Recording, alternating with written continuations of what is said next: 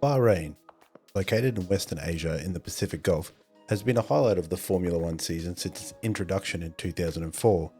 Typically the second or third Grand Prix in the calendar, the race has moved up to first in the season for a second year in a row, securing the premium spot in 2021 after the Australian Melbourne Grand Prix was cancelled for the second time due to COVID-19. So what can we expect out of the first race in this new era of F1?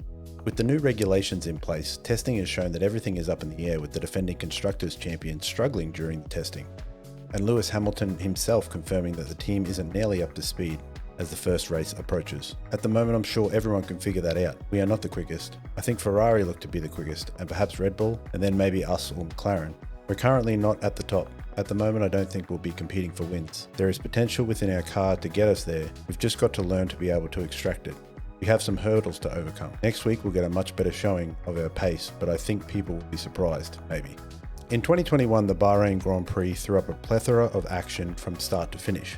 Max Verstappen showed early pace in the Red Bull RB16, topping the timesheets in all three practice sessions, and then going on in quali to top the sheet in Q1 and ultimately Q3, resulting in pole for the first race of the year. While Max was showing the true pace of the Red Bull car, his teammates struggled, missing out on Q3 and ultimately qualifying P11. The rest of the grid was as followed. Lewis filled out the front row next to Max, Bottas and Leclerc P3 and 4, Pierre Gasly P5, with everyone's favourite Aussie, Danny Rick, starting P6. Then came his teammate Norris. Next was Checo, Alonso, Stroll, Perez, Giovinazzi, Yuki Tsunoda, Kimi, George Russell, Ocon, Latifi, Vettel, and rounding out the last row were the two Haas of Schumacher and Mazepin. After qualifying was completed, Vettel was given a 5-place grid penalty due to not respecting double wave yellows, and therefore started in P20, promoting Mazepin and Schumacher one spot each. So what about this year?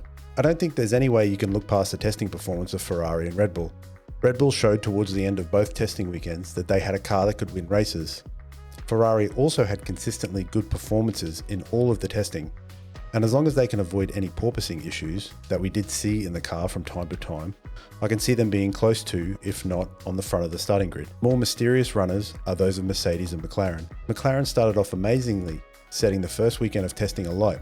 But with Ricciardo testing positive for COVID-19 on the first day of testing in Bahrain, and Lando plagued with brake issues for the remainder of testing, we just don't really know where they will end up. Are the brake issues resolved? Has Dan had enough time in the new car to get his head around this new era of racing? The Mercedes are just as mysterious. Mercedes have a long history of sandbagging, and the side podless cars that turned up in the second weekend of testing have even been suggested to be a wild experiment that will never see a racetrack in 2022. Does this mean we will see a car with the performance of the first testing weekend, in which Hamilton set the fastest time all weekend? I think ultimately it'll be more of the same, with the big three, Merc, Red Bull and Ferrari, fighting for the front of the grid. But will they be the only teams up there? Will someone like a Haas or Alfa Romeo come out of left field and surprise the paddock? Let me know what you think in the comments below. And while you're down there, please consider hitting the subscribe button. It only takes a second and doesn't cost a thing, but it goes a long way in helping out the channel. Also, you can easily unsubscribe later if you decide. Thanks so much. Also, I have a Twitter, and I'll put a link in the description below. Please do have a look. Now on to the race. The action in 2021 kicked off early on Sunday, with Perez stopping on the formation lap on the way to the grid. Ultimately, he would manage to restart his stalled car and return to start from pit lane, after causing an additional formation lap for the rest of the field. As the lights went out, Verstappen would get away cleanly, enough to hold off a charging Hamilton and remain in the lead. However, in what would become the trend of the year, Mazepin would spin off the track at turn 3, hitting the wall and deploying the safety car. On resumption of the race, Verstappen would again hold on to the front spot until lap 18, when he would pit and lose the lead to Bahrain's powerful undercut. An undercut is when a lower placed car pits earlier than the car ahead of it. This means the lower car is on fresher, faster tyres than the car in front, and can knock out faster lap times until the initial tyre performance wears off. Mercedes used this to full effect, pitting Hamilton on lap 14, with the net result being Verstappen coming out of the pits in second place, a full 7 seconds behind Hamilton. Of course, this tactic means that the car that performed the undercut will be at a disadvantage later in the race, as their tyres are 4 laps older. With 16 laps remaining, and another pit stop performed by both Hamilton and Verstappen, the gap was out to 9 seconds. However, Max was on considerably fresher tyres. As a result, he quickly closed the gap. On lap 52, just 4 laps from the checkered flag, Verstappen dove around the outside of turn 4 to overtake the Mercedes and claim first place. This was short-lived, however, as in doing so he had exceeded track limits and was instructed by his team to give the spot back, which he did at turn 11.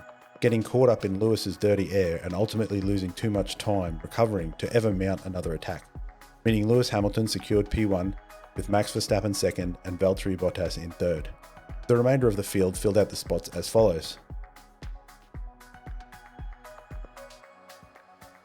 In 2022, the race will most likely play out in a somewhat similar fashion to last year. Bahrain has great possibility for the undercut strategy, and teams will be looking to use it along with the ability of the new era cars to follow each other much more closely and make a lot of the moves in the pits. Hopefully some changes have been made to the contentious issue of track limit. This regulation was a constant theme and bugbear of teams throughout the entire 2021 season, and some clearer clarification is needed. Suggestions have been made of introducing more hindering off-track conditions. For example, on other tracks, if you go off-track, you must pass through a specific gate to re-enter the racetrack. However, I think clearer direction from the new race director team should help in this area to some degree. What do you think? Will we see track limits play a major role in the result of the 2022 Bahrain Grand Prix? And who do you think will come out on top at the end of the weekend? Are Mercedes playing possum, or have they really lost their edge, and are we going to see a new team push for the front of the pack? Let me know in the comments below.